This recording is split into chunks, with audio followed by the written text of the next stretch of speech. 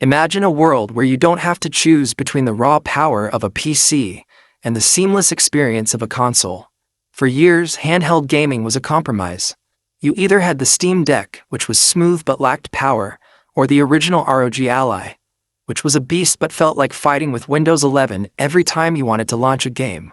But as we stand here in 2026, the game has officially changed.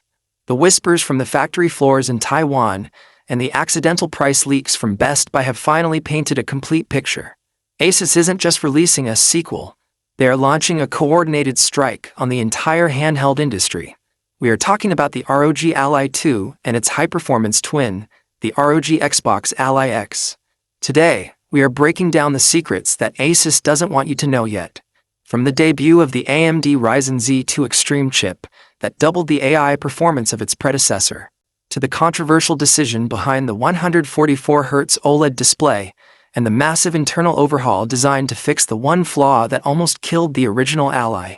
If you're a gamer, you cannot afford to skip a single second of this. This is the future of portable power. The Z2 Extreme revolution, more than just FPS. Let's talk about the heart of the machine. The original Ally was fast, but it was thirsty. It drained your battery in an hour if you played anything more demanding than an indie platformer. For the ROG Ally 2, Asus has partnered with AMD for the Ryzen AI Z2 Extreme. This isn't just a spec bump. This is a 3-nanometer architecture leap. We are looking at 8 cores of pure Zen 5 power, but the real secret is the RDNA 3.5 graphics. Early benchmarks leaked from Geekbench show a 30% increase in GPU performance.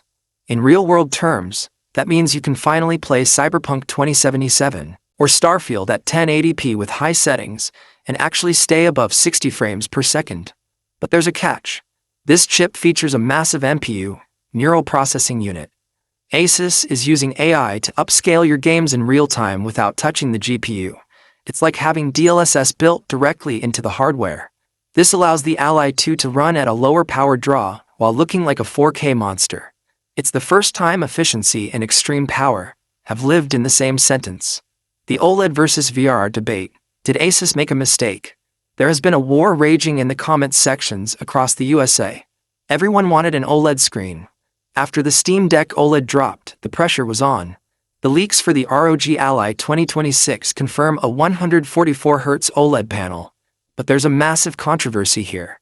Early prototypes showed that adding variable refresh rate VRR to an OLED screen was significantly draining the battery. Asus had a choice. Give the people the inky blacks of OLED or the smooth motion of VRR. The final leak suggests they did the impossible. They've engineered a custom VRR-enabled OLED.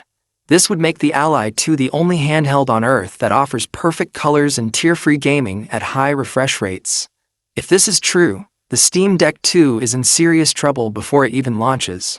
The Xbox Ally secret. Microsoft's handheld strategy. Here is the bombshell that nobody saw coming. There isn't just an ROG Ally 2. There is an ROG Xbox Ally X. Microsoft has realized they don't need to build their own handheld because Asus already did.